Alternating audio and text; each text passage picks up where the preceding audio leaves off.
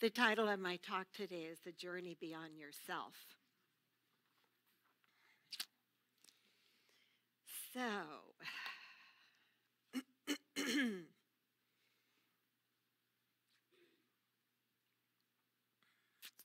as you have heard this morning, take liberty here. It's okay. Clean house. Set things up here. As you've heard this morning, the book which is inspiring the theme for this month is called The Untethered Soul. And so knowing that I was going to give a message sometime in March, I noticed that it was in the bookstore in February, so I picked it up. And it is quite a journey. My intention and my hope for today is to share with you some pieces of the book, kind of like an appetizer. And, you know, appetizers are meant to whet our appetite so that we feel like having more. And so that is my intention.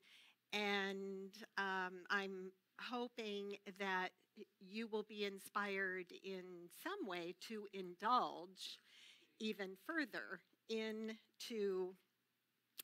this book. You know, the journey, we know that we take many paths and we are on journeys throughout our life. I went to the thesaurus and the dictionary to look a little bit deeper into the word journey. And so what I found is a journey is a trip. And sometimes don't we say, oh, that was a trip. A journey is a ride. Yep, that was a ride. A journey is a tour. Sometimes we ride on a tour bus and we look at things from a distance in our lives. And we may not be all that involved. Sometimes we take a voyage, a cruise, and the bridge between the thought back to the true self is where we eventually want to go.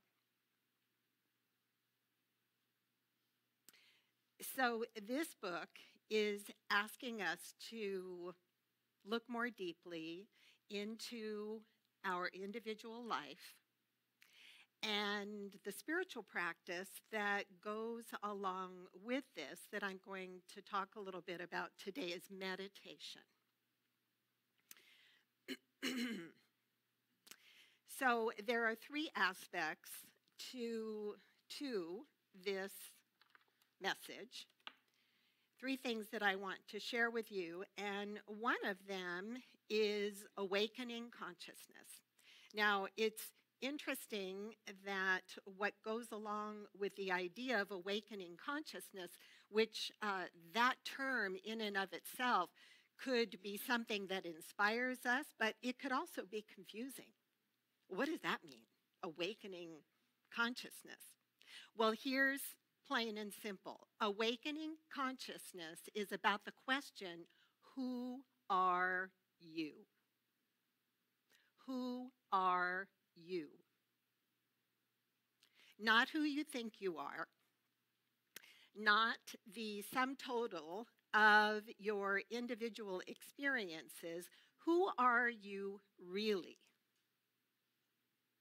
And we've already heard this morning a couple of times this idea about boundless, limitless. We know in the teaching of the science of mind that this, in fact, it's an anchor. We anchor into that. I am infinite. Who I really am is boundless. I am eternal. I am all-knowing. But what about the other stuff? And that is a bridge that I intend in some degree or another to walk with you this morning. The other part of my message in terms of who are you is as we awaken, we become more aware of our self-talk. That in, oh, something over there about self-talk? Oh, okay.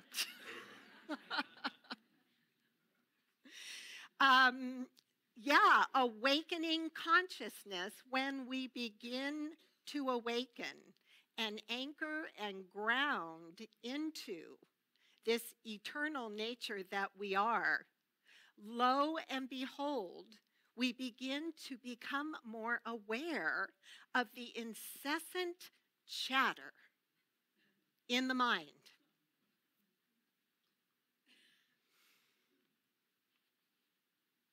And then the third thing that I want to talk about, and all of this is these are all part of the recipe that is being cooked up in the next 15 or so minutes. The other part is as we are infinite and eternal and grounded into that, that is our anchor. So I also heard this morning, I'm in the world, anchored into the truth of my being, but I'm not of it. Now, for the sake of my message and my internalizing of Michael Singer, the untethered soul, I want to say that when we're anchored into the infinite nature of our being,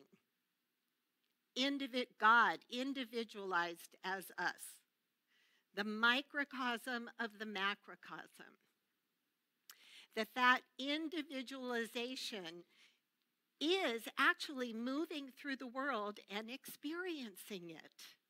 And our self-talk gives us a lot of ideas about how we're experiencing it. Yeah. Now, you might think that you only have one self-talk going on. But since I started reading this book 3 weeks ago, and the very first thing that he begins to go into detail about, in great detail, all kinds of examples, is our self-talk. And so we have multiple, we have many roommates. We have a whole committee. We have a board of directors. We have those that are trying to come in and add more information. And all of this is going on. Now, if you are sitting here and if you are thinking, I don't know what she's talking about, that's your self-talk.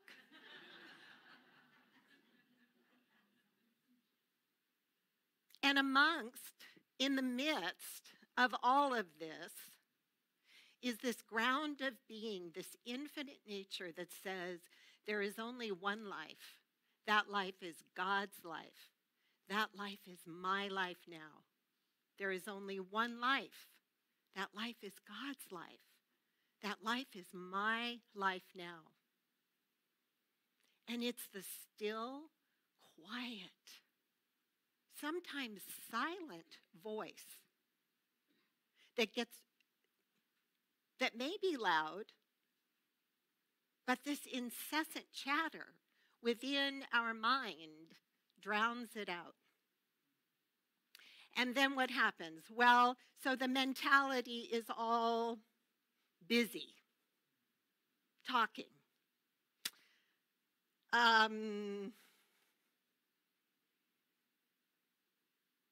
Things that you might even not know that you're thinking, but always evaluating you, evaluating your finite self, wondering, well, what should you be doing? Well, I think you should be doing this.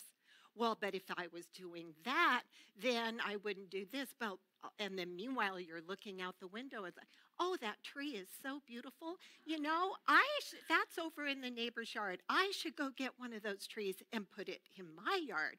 Oh, but I don't really have the time for that. And when am I going to go down to Lowe's to get that kind of thing? And oh, if I was only married. If I was only married, I'd have somebody to do it for me. Yeah, well, you had Tom, and that didn't work out so well. And where did it all begin? Who knows? And some of it is enjoyable, but most of it is just a plain old energy drain. Now, I'm making the assumption that because you were laughing, a lot of you were laughing quite heartily, that you know what I'm talking about. Of course, this has nothing to do with me personally.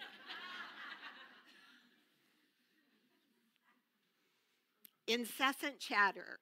Why do we tolerate it?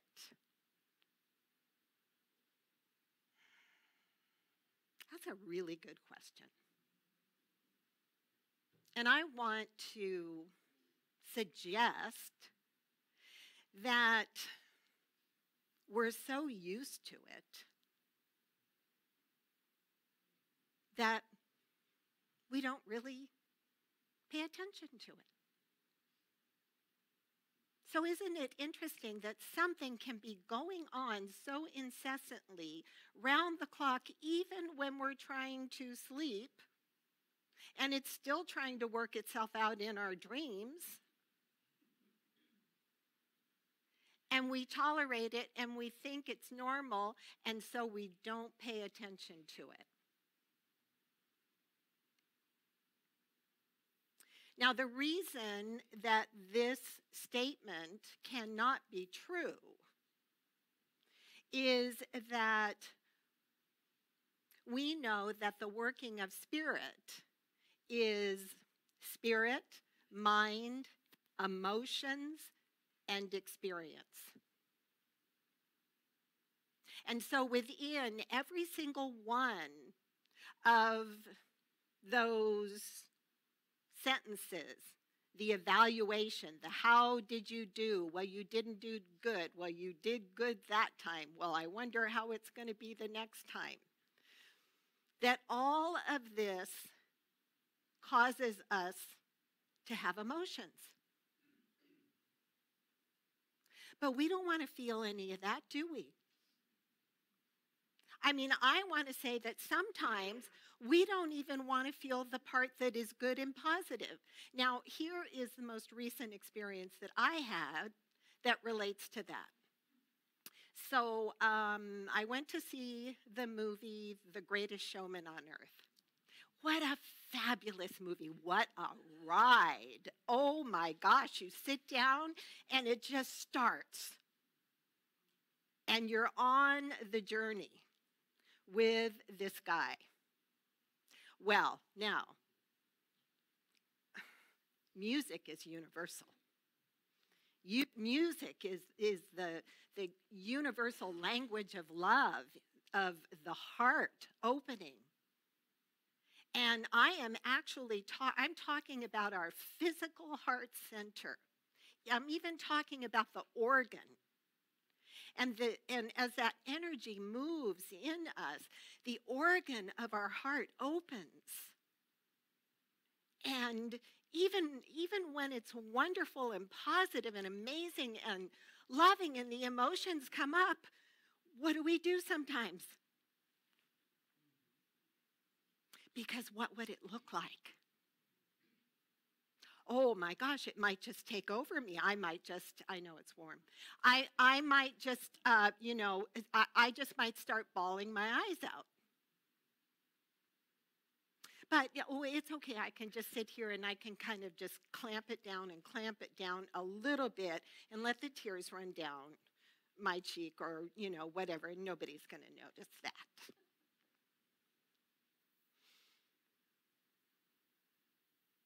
But what if we let ourselves have a full experience? And have you ever tried? So I practiced this morning when I was sitting here, and the video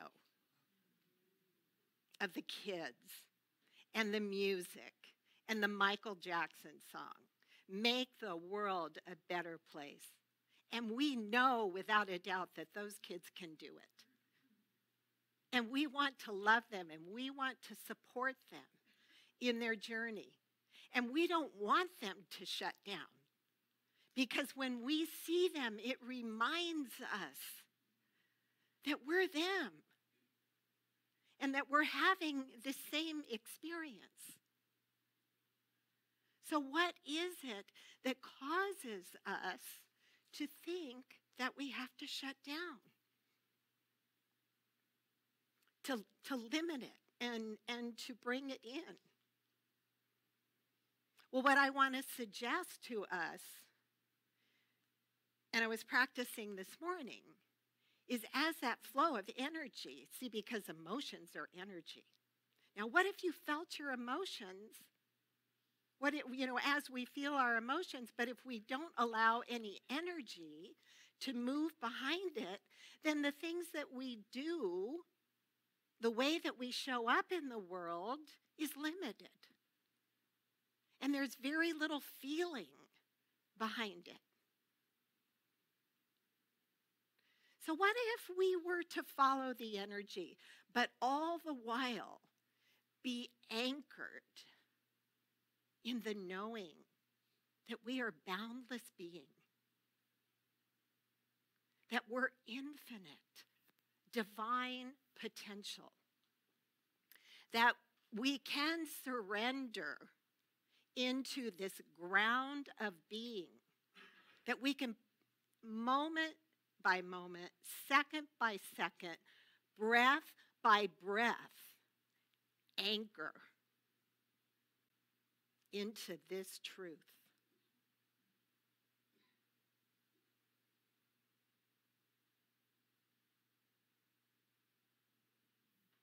Because we say we believe in oneness. We believe that the unity of God is expressing out in the world in multiplicity, in hundreds and thousands and millions and billions of different ways. One of the ways that we know that that's true is to look at the different religions and cultures of the world and to see the way that this infinite, boundless potential has manifested itself through creation, through form. And yet it's all the same thing. See, Dr. Holmes said that there is a thread of truth that runs through all religions and all cultures. And that for the Western world, for us today, that one of the greatest teachers of all time was Jesus.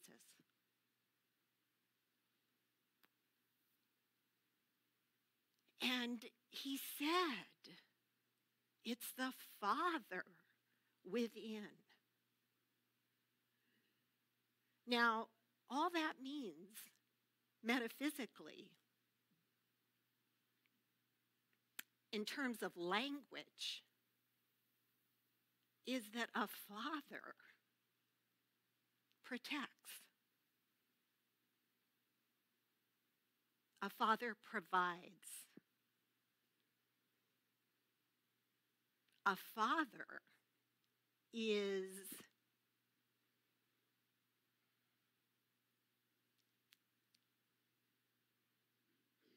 generational, spans time. A father loves unconditionally. And within that energy, there is nurturing and support. Mother, Father, God, Father, Mother, God. This infinite presence that is right there, holding us, supporting us. This is what we anchor into. And so when the emotions rise up, whatever they are, even if they're anger, if they're joy, if they are sadness, there is a bridge on that journey. And when I say what the word is that is the bridge, now some of you may already be thinking it, but you're going to be surprised how simple it is. Take a breath. Breathe. That's the bridge. We're anchored in this infinite presence.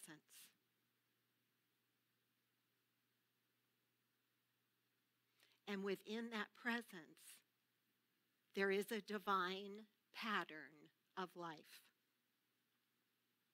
That pattern, that perfect divine pattern of life has been imprinted into every soul, every individual. And our breath connects us to it. And then when we sit in a movie like The Greatest Showman on Earth, or when we begin to pay attention to the self-talk, the incessant chatter that is moving through our consciousness, through our mind, we're aware of it. And as soon as we're aware of it, there's our freedom. We're free. We hear it. And we can even then participate. We can say, who are you? Do you have anything really valuable for me? Maybe. But I want to suggest that our spiritual practice of meditation says, let it go. Let go into the omniscience. Let go into the all-knowing power that you are. Feel the ground of being, your consciousness, your awareness. So would you like to do a little experiment? All right. So close your eyes. Take a deep breath. Know that that breath is coming right up through your spine, through your limbs, like a tree. And that is your ground of being. That is spirit. That is God. That is the life force.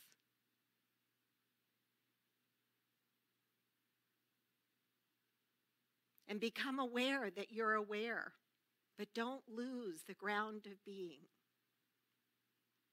Now imagine that you are in a room where there are people and a piano.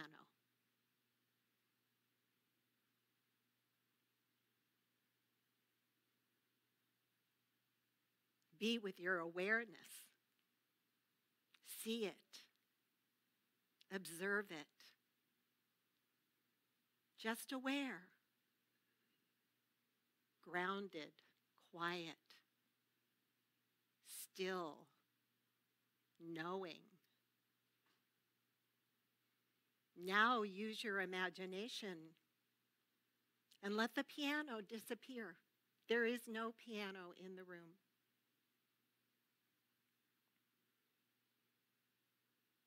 Just the people.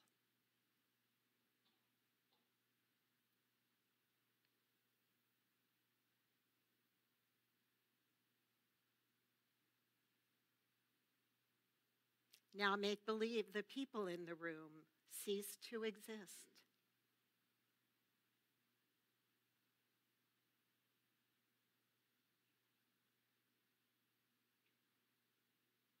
What is still there? You're still there. Your awareness is still there. Now, turn off your awareness.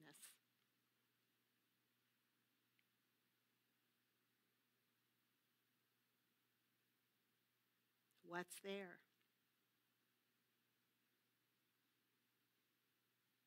Probably nothing.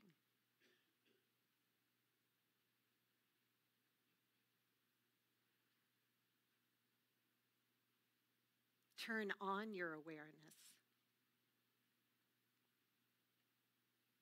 and come back to the room.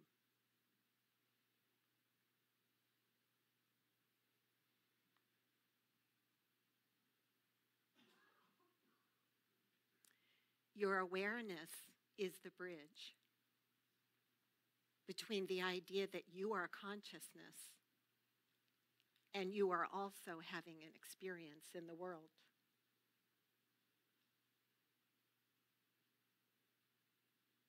And so who is the one that sees? Your awareness sees. Who is the one that hears? It's your awareness that hears, not the incessant self-talk.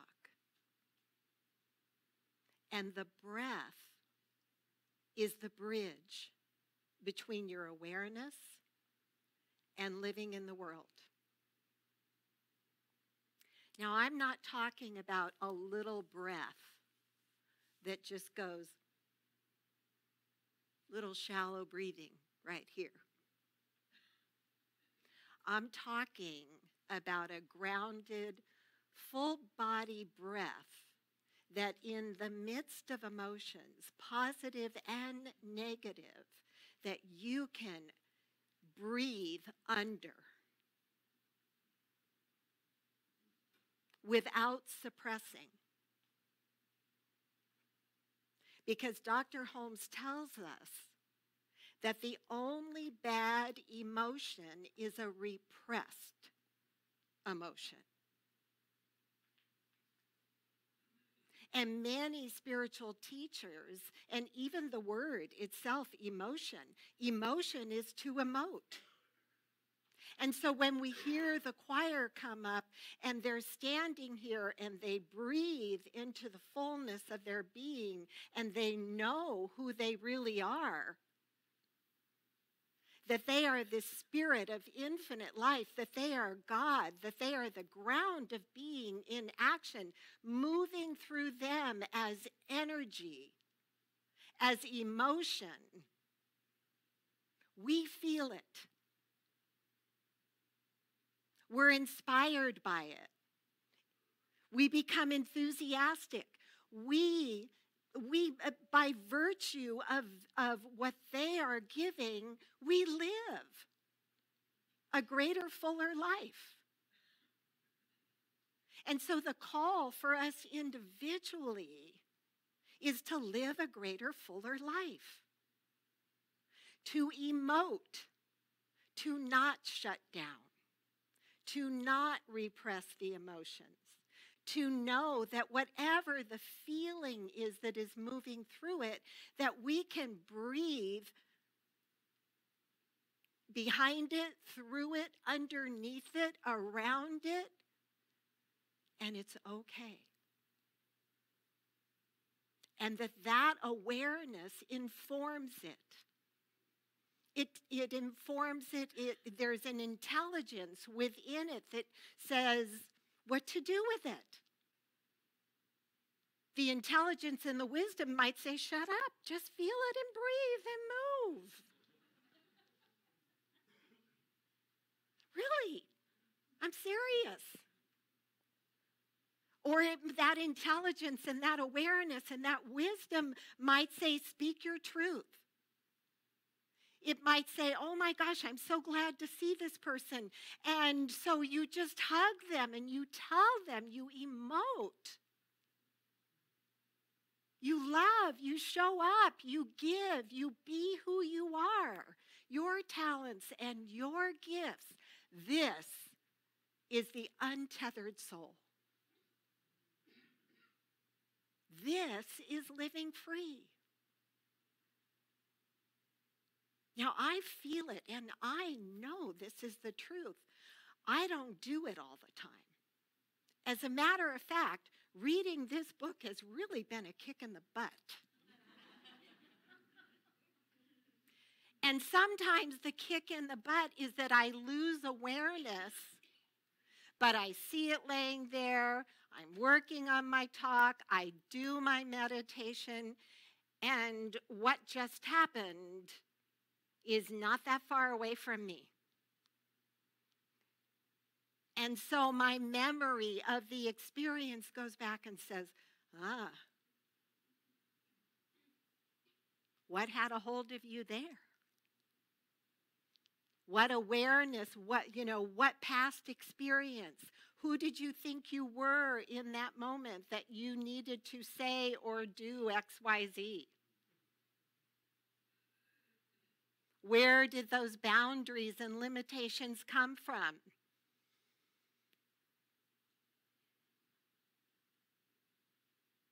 Forgetting who I am. Forgetting that every person is fully equipped with the same dynamics, with the same operational system, and that I can just let it be. Because my life is about living my life. My life is about taking charge of my life and the things that are driving me, the beliefs that may be still limiting me. And how do I know what they are? I either look at what I'm experiencing, or through meditation, I become more aware of my self-talk.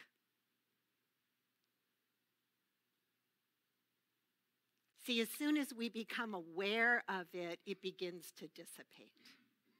It knows we're on to it. It begins to quiet down. It's like, in the midst of this unconditional love and acceptance,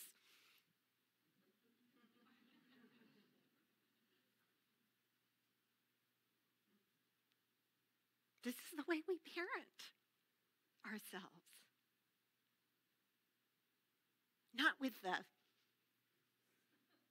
Not the you shoulds or what's somebody gonna think. Who the hell cares? Because living like that is hell.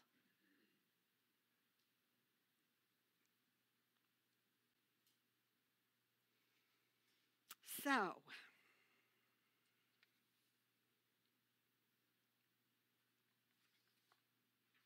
awakening consciousness. Who are you?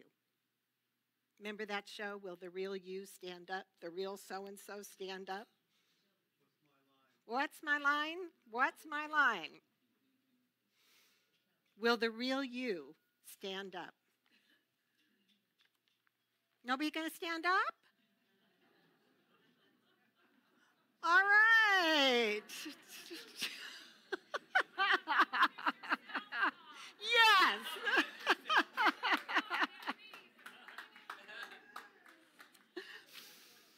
So, come on up. In closing, this is what something that Ernest Holmes wrote, a little poem that I absolutely adore. O soul of mine, look out and see. Look up and know thy freedom. Be not cast down nor dismayed. Be uplifted within me and exalt, for your salvation is here now. Behold the wonders of the great whole and the marvels of the universe. Look out and see thy good. It's not far off. It's right here, right at hand. Prepare yourself. Prepare yourself to accept it, to believe it, to know it, to live it. Rejoice that you are the perfect whole, and it is so completely reflected in you and as you. Namaste.